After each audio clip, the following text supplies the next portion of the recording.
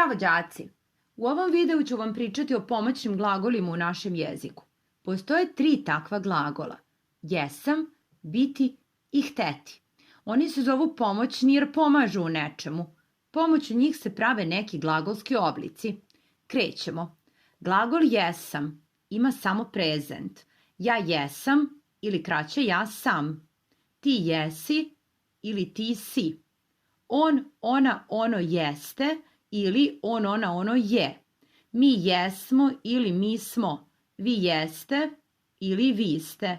Oni, one, ona jesu ili oni su.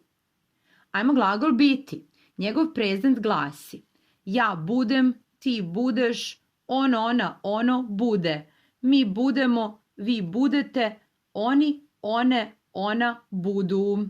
Jeste li se umorili? Ajmo još malo. Ostao nam je još glagol hteti. I on ima kraće i duže oblike. Znamo to, deco, ovo nam je maternji jezik. Ja hoću, odnosno ja ću. Ti hoćeš, odnosno ti ćeš.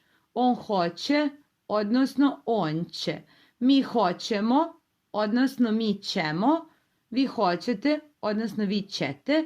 I oni hoće, odnosno oni će. To je to, deco. Lajkujte, šerujte, prijavite se na naš kanal. Vidimo se. Pozdrav!